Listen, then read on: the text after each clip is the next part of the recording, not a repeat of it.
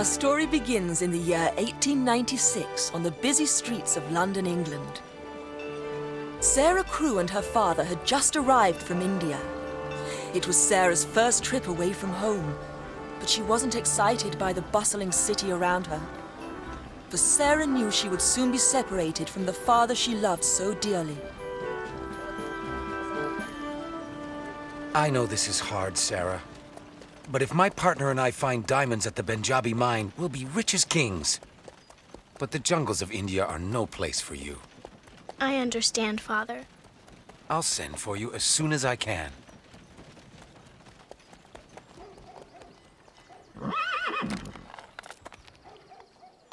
The Minchin School is one of London's finest.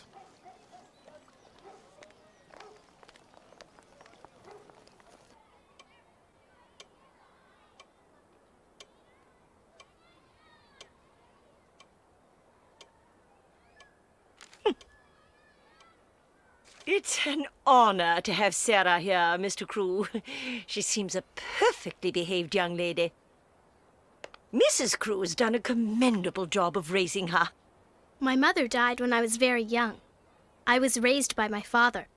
I do beg your pardon. It was a while ago, Miss Minchin. My daughter Sarah is everything to me. Please spare no expense. Yes, Mr. Crewe. You may pass the bills along to my solicitor. He'll look after everything. Of course. Now, if you'd show us Sarah's room. Please, follow me.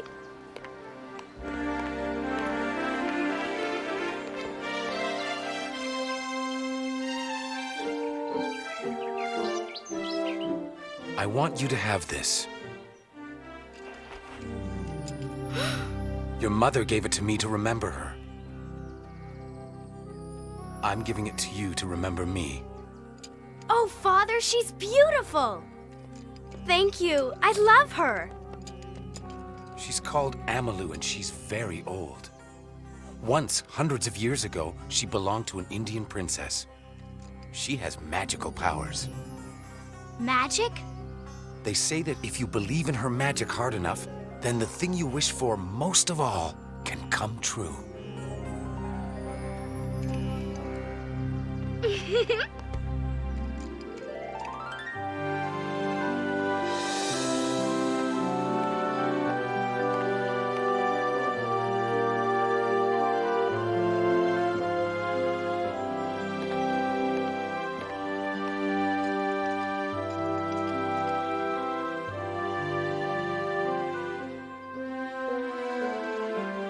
Extra linen for Sarah Crewe. Cost to me 3 shillings. Charged to Mr. Crewe 15 shillings. Extra food. Cost to me 2 shillings. Charged to Mr. Crewe 10 shillings. You're much too forthright for my taste, Sarah Crewe. But I can put up with you as long as your father's money keeps flowing. It was clear that Miss Minchin, the head mistress, had no love of children and saw them simply as a wonderful way to get rich.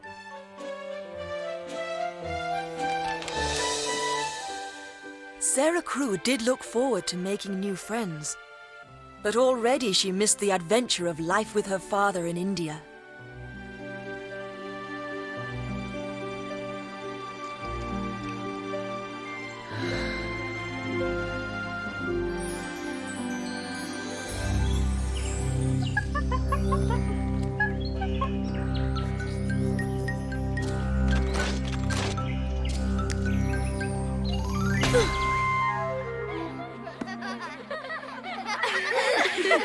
And when was Queen Victoria crowned Queen of Great Britain and Ireland?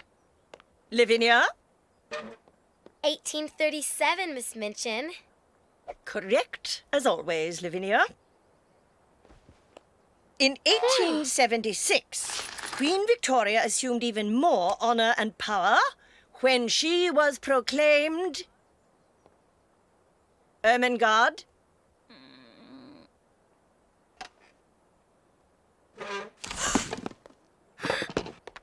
can wait. In 1876, Queen Victoria was proclaimed... I'm sorry, Miss Minchin. I've forgotten. Pick up your exercise books. Empress of India. Miss Minchin, I remember now. In 1876, Queen Victoria was proclaimed Empress of India. That is correct. In future, Ermengarde, I'll expect the answer when the question is asked. Class is over. Lunch will be in 15 minutes sharp. Thank you. What you did was wonderful. I know you'd do the same for me if I needed help. Sarah, I'm Nicola. This is my friend Elizabeth. Hello, it's nice to meet you. We're really glad you're here at Miss Minchin's school. I'm new here. My name is Sarah Crew. At Miss Minchin's, young ladies don't talk to servant girls. I talk to everyone, as long as they're not rude and mean. I'm Becky. Pleased to meet you, Becky.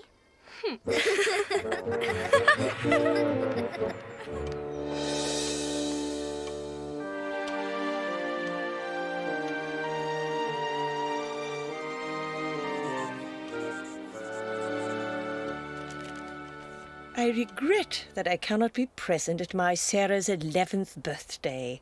Please see to it that her birthday party is the best that money can buy. Of course it'll be the best, Mr. Crew. And of course, you'll pay dearly for it. What joy this Sarah brings me, as do all my little girls. They're such a treat to have, with all their smiles and darling curls. I cannot do enough for them, their wish is my command, provided that their parents drop their cash right in my hand. Oh, money is my passion, it's my hero, it's my king. There's nothing that excites me more than sacks of coins a jing. It's the one possession that I cannot do without, the one thing in this whole world that I really care about. Now, raising very proper girls should be its own reward, but frankly, after 20 years, I've gotten rather bored. The lordships and their ladies are most grateful, to be sure, and I insist they show it in hard currency that's pure. Oh, money is my passion, it's my hero, it's my king. There's nothing that excites me more than sacks of coins and ching. It's the one possession that I cannot do without, the one thing in this whole world that I really care about. Oh, money is my passion, it's my hero, it's my king. There's nothing that excites me more than sacks of coins and ching. It's the one possession that I cannot do without, the one thing in this whole world that I really care about, the one thing in this whole world that I really care about.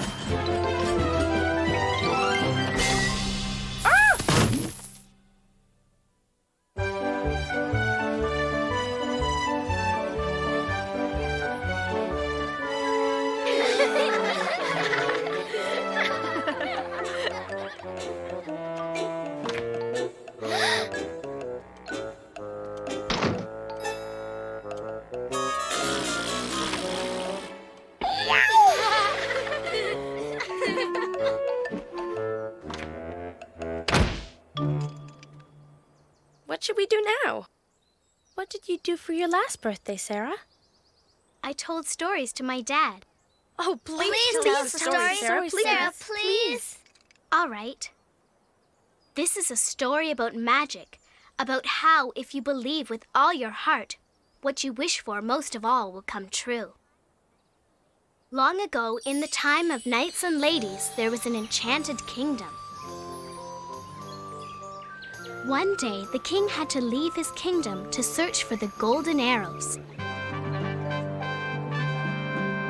His daughter, the princess, was very sad because her mother died a long time ago, and she knew she would be lonely without her father.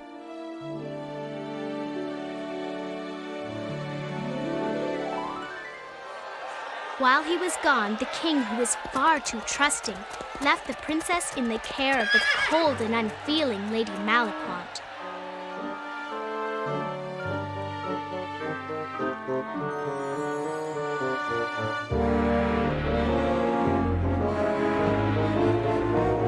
Sarah? Sarah, come with me at once. This is Mr. Barrow, your father's solicitor. He has some news for you. There was a bad accident at your father's diamond mine in India. I regret to inform you that your father didn't survive. He's dead? Yes.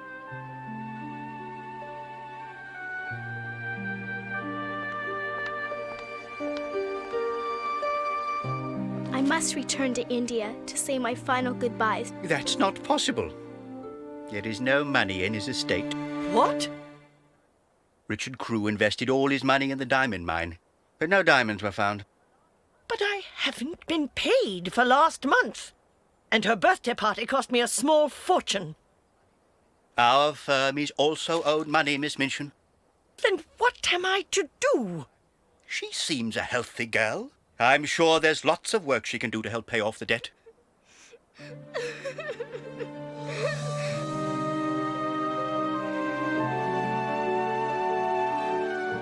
On a day that should bring a child the most happiness, Sarah was suddenly alone in the world with no one to turn to.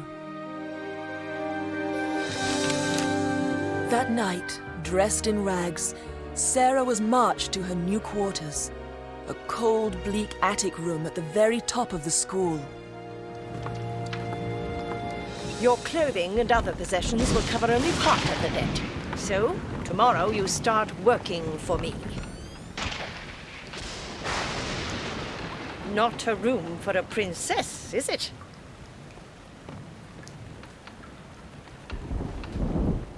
This is your life now. Get used to it.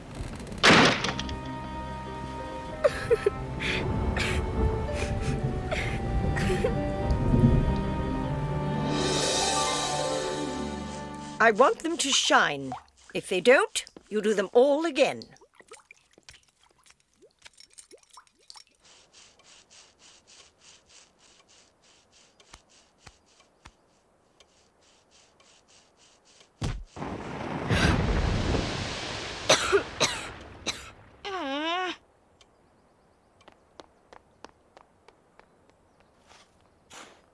Oh.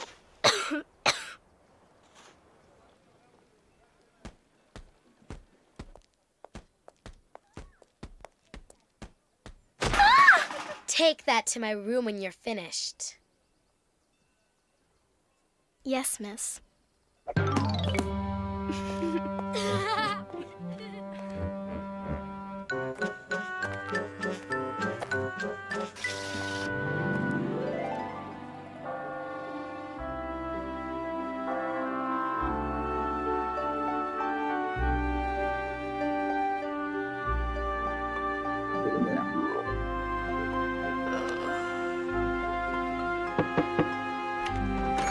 It's me, Becky.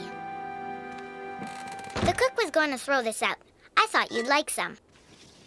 Becky, you don't have to share. I want to. This tastes so good. How will I ever repay you? Tell me more about the little princess. Please, Sarah. Okay, but Almilou wants to listen too. My father said that if I wish hard enough, she'll make what I want most come true. Like real magic. Our princess had also been given a magic doll by her father when he went to find the golden arrows, leaving her in the care of the mean Lady Malaquant. One day, when she was celebrating her birthday, a messenger arrived. He told her that her father, while on his quest for the golden arrows, had been slain by a fire-breathing dragon. The princess was heartbroken. But the mean Lady Malaquant didn't care. She forced the princess to live like a prisoner in the tower of the castle. And she treated the princess like a slave, working her cruelly from morning until night. The princess was very unhappy. But a secret friend shared some food with her, and the princess remembered there were good people in the world and felt better. Sarah? Sarah, go to bed right now. I'd better get back to my room before she catches me. Will you tell me more of the story later? Sure. Good night, Becky. Good night.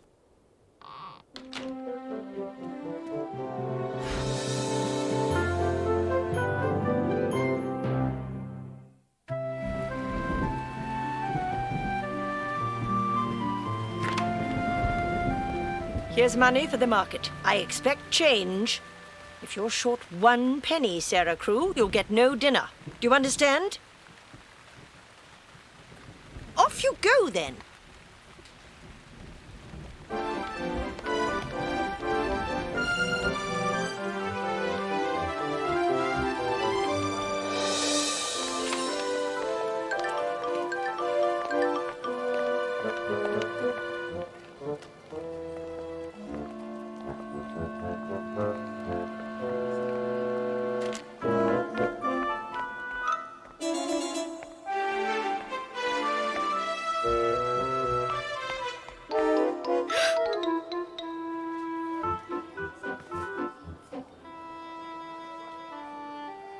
Here.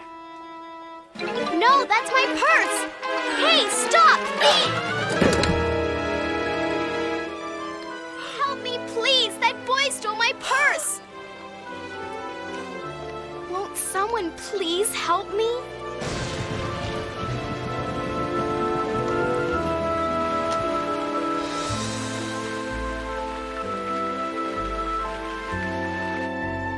This food is ruined.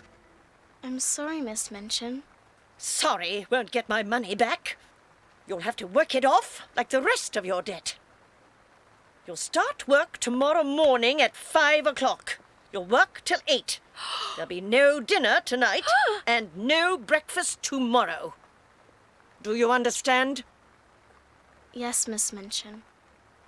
Good. Now go to your room.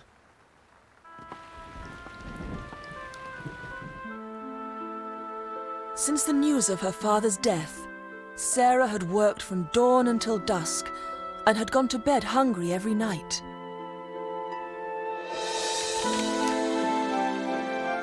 With only a crust of bread for supper and no hope of breakfast tomorrow, Sarah wondered if she would have the strength to carry on.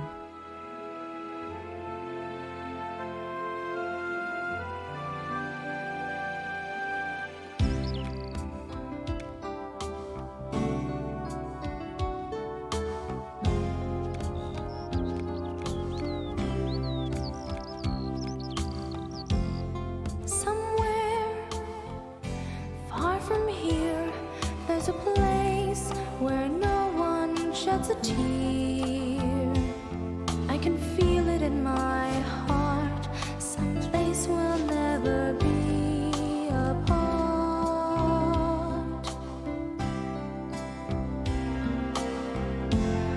Somewhere far from home, there's a place where I won't be alone.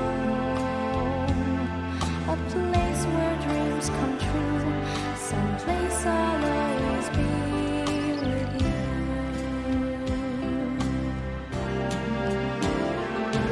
There's such a thing as miracles, that's what you always said. I wish for it each morning and each night I go to bed.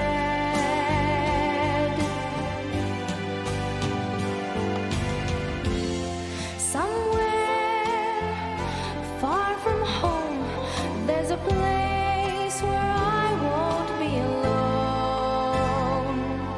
A place where dreams come true. Some place I'll always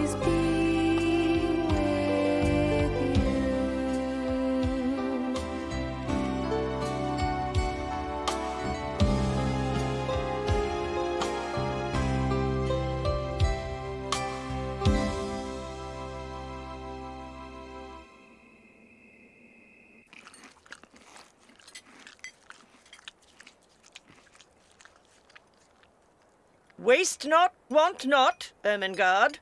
I'm sorry. I'm not hungry, Miss Minchin. Well, that's a first.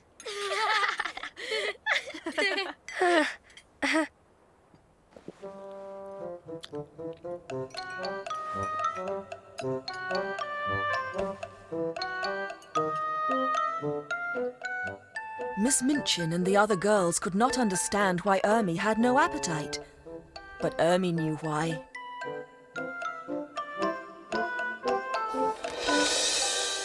Late that night, while the others slept, Ermi slipped out of bed and snuck out of her room on a secret mission.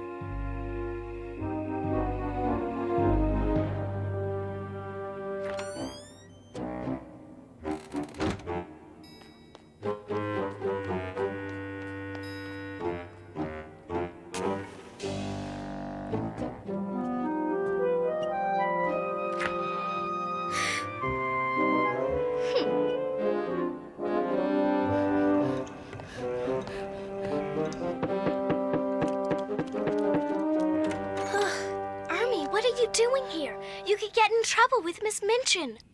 I don't care. I had to see you. Come in quickly, before someone comes. Thank you, Ermi. You helped me once. It was my turn to help you. You must be very lonely here. Sometimes it can be the loneliest place in the world. But I have my doll, and Becky, and now you. And my room is suddenly as happy a place as anywhere on Earth. What is going on here?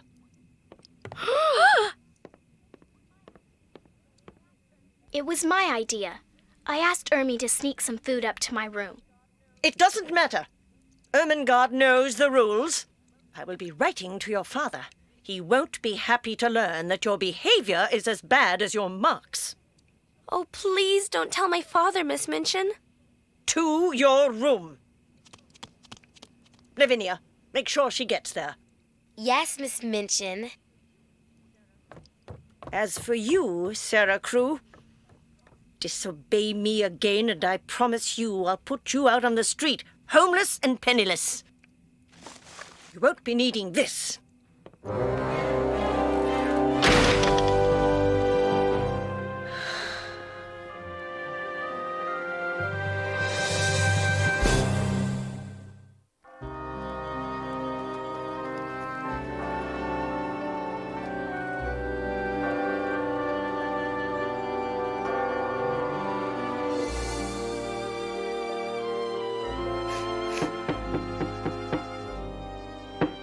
Sarah, Good morning, Becky. you were thinking about your father, weren't you? Yes.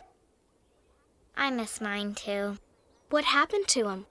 He and my mother died of fever in my village. I came to live with my aunt in England, but she died soon after. Working for Miss Minchin was the only way I could survive. One day we won't be working for Miss Minchin. You think so? I know it. And when that happens, we'll live together, you and me, like two sisters. Really? Yes, I promise. And we'll have a big house, and there'll always be lots of food, and you'll never have to scrub a pot or fill an inkwell again. We'll live like princesses. Sarah, Becky, come down at once. There's work to be done. There was indeed much work to be done, for the day was a very important one. It was the Minchin School's annual Parents' Day. The annual Parents' Day was the social event of the school season, attended as it was by the schoolgirls' aristocratic mothers and fathers.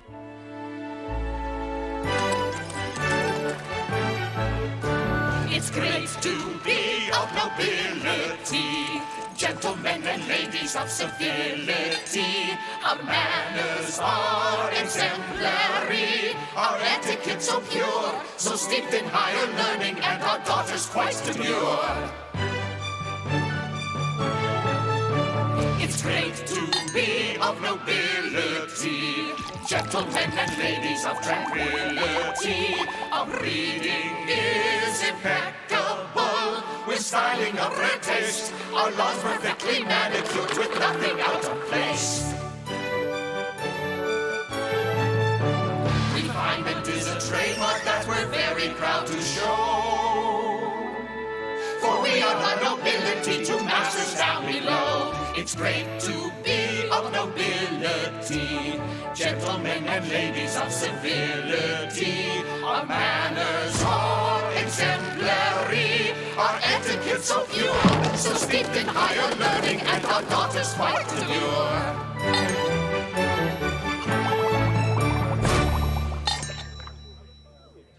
Lord Arundel, Lady Arundel, so glad you could attend our Parents' Day. This is for the school. And this is for you, Miss Minchin, for taking such good care of our daughter, Virginia.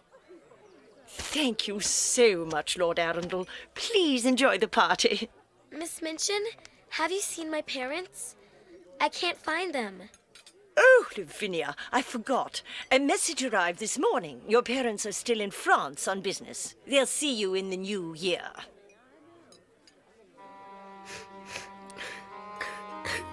Duchess, welcome. So good of you to come. Please enjoy the party.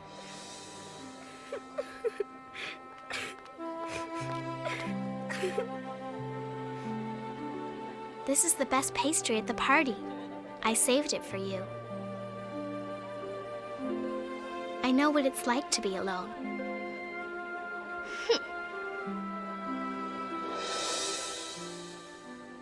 We are missing 3 spoons, 2 forks, and a soup ladle.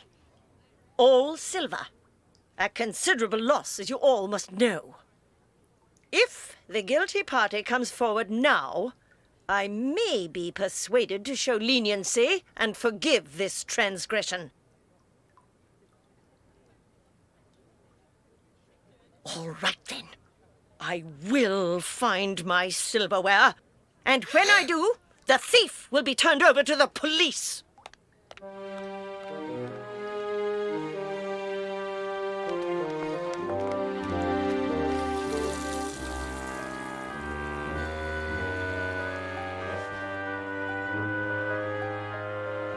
Although innocent of the crime, Sarah and Becky were Miss Minchin's prime suspects, and nothing would change her mind.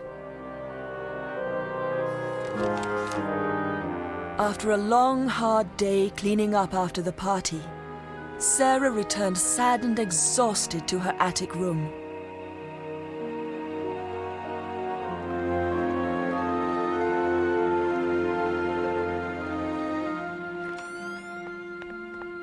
I found no silver, That's because I didn't steal any. but I did find this. Give it back! It's mine! It doesn't belong to you! Of course it belongs to me, to pay off your father's debt. Please, it's only worth a few shillings. A few shillings I wouldn't have if I let you keep it.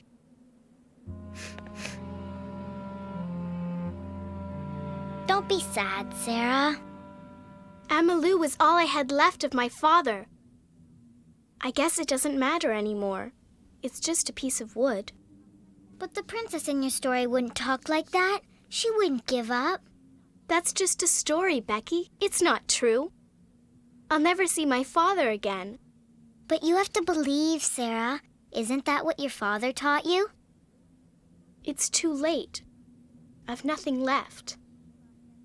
The princess thought she'd lost everything too. So what happened next? I don't remember.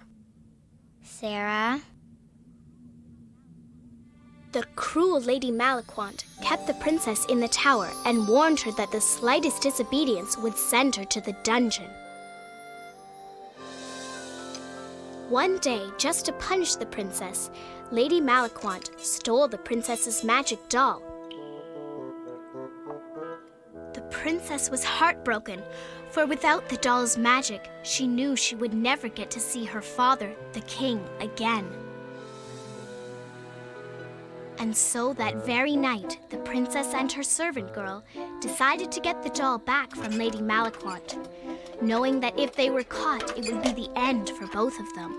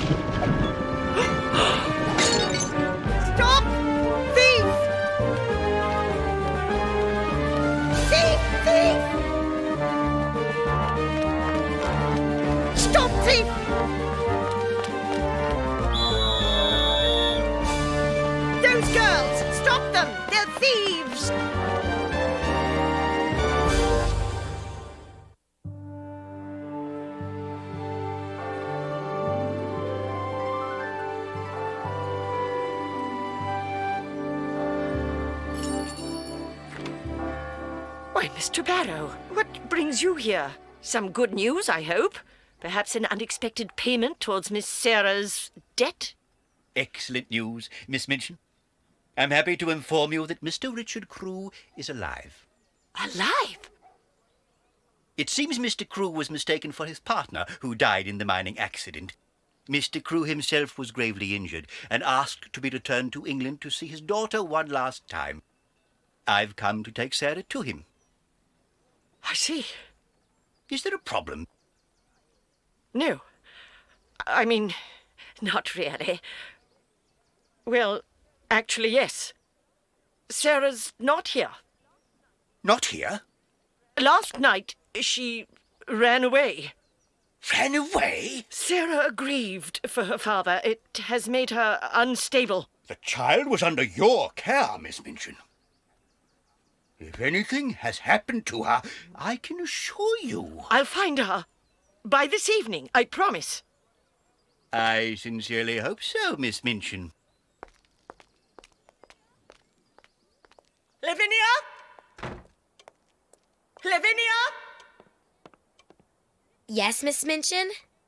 Get the girls together. We're going to search every street and alley in London until we find Sarah and Becky. What happened, Miss Minchin? That is none of your business, Lavinia. Just do as I say. Now go.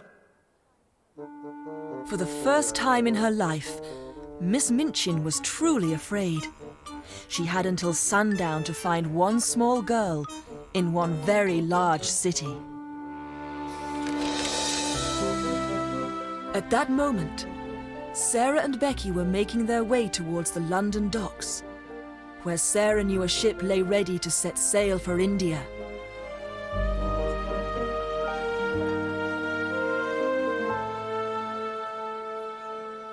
Keep your eyes peeled, Becky. We can't get caught. The Empress doesn't leave until tonight. Sailing halfway around the world to find your father? Right now, I just wish we could get some food. I'm starving.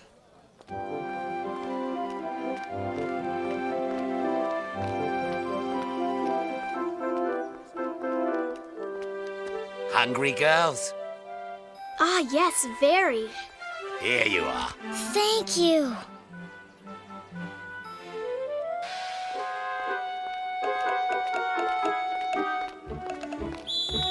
Becky!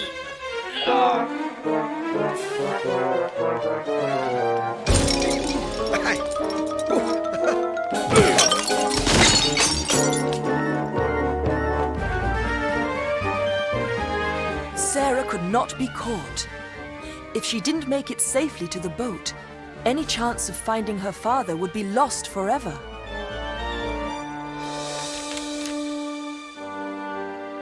But unbeknownst to Sarah, her father was already back in London and praying that he could hold his daughter one last time. Ran away, you say? Last night? Miss Minchin said your daughter's grief made her unstable. This is all my fault. I should never have left her in the first place. Please go. Mr. Crewe must conserve his energy. No, he stays. Tell me, what's being done to find her? Miss Minchin assures me your daughter will be found this evening. Well, what if she's wrong? Call in Scotland Yard. Hire private investigators. I don't care what it costs. Find my daughter.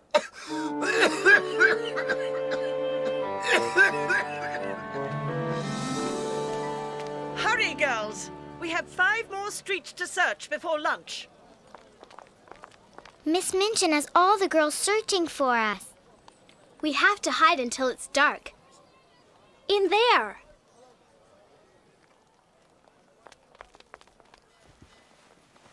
So tell me more of the princess story while we wait.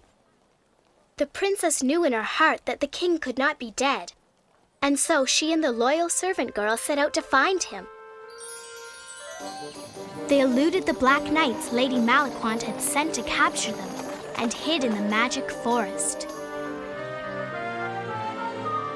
In a peasant's hut deep in the heart of the forest lay the king. Just as the princess had hoped, her father was alive, but gravely wounded. Unless he saw his daughter again, he would surely die. Sarah? What happened next? Did the princess find the king in time? I don't know. The story suddenly stops. Maybe it's better we don't know the ending.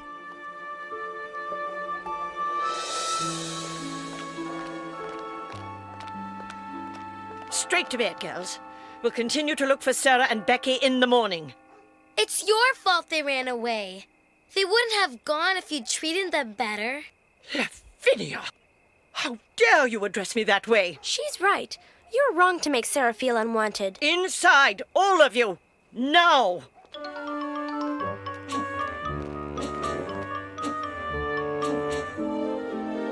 She can't have just disappeared.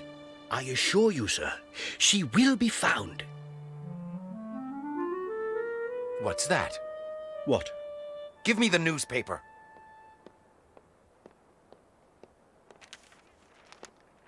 That's it! I should have guessed. What is it, sir? Sarah's getting on that boat tonight. She's off to India to find me. But she was told you were dead. It doesn't make sense. It does if you know my daughter. Take me there at once. I must forbid it. Doctor, I don't have much time. If my daughter gets on that boat, I'll never see her again. But, sir, if you travel tonight, you may not see the morning. It's a chance I must take. Nothing was going to stop Richard Crewe. An ambulance was summoned, and he, his doctor, and Mr. Barrow were on their way to the London docks. Sarah and Becky reached the dock slip, where the Empress of India awaited. But how could they get aboard unnoticed?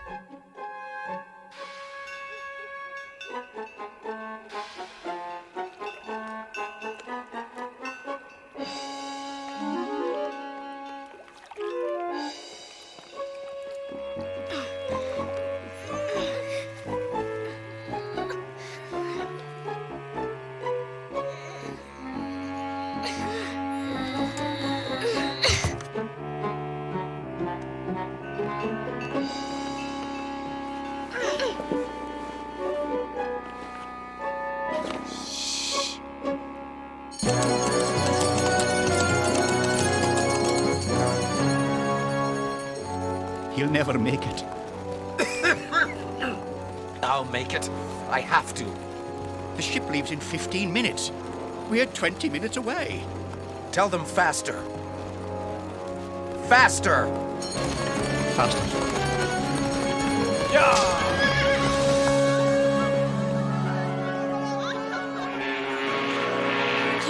up and watch the ship cast off? No, Becky, it wouldn't be safe.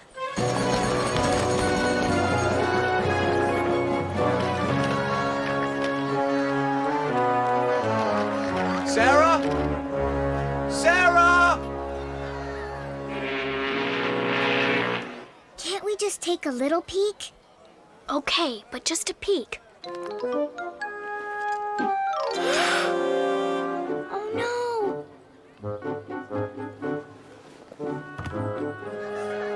I'm so sorry. Sarah! Father? Sarah! Father! Thank heaven!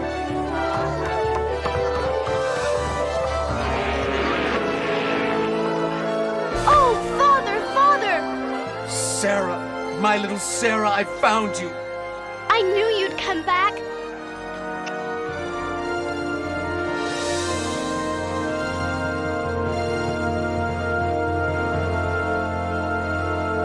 I must say, Mr. Crewe, your recovery is nothing short of miraculous.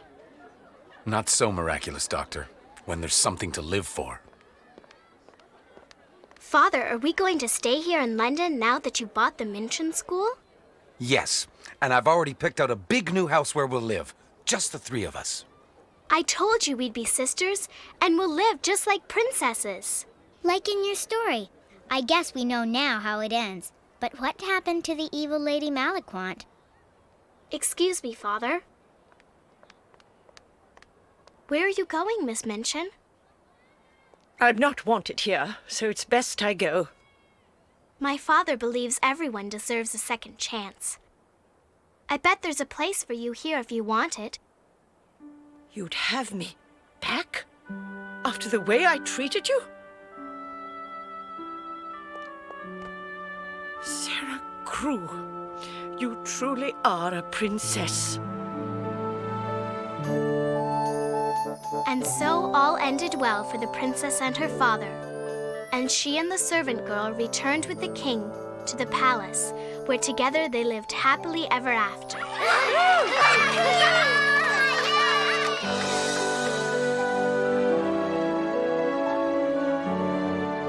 Some say that it was the magic of the doll Amalou that brought Sarah and her father together. Others believe it was Sarah's loving and noble heart that made the one thing she most wished for come true.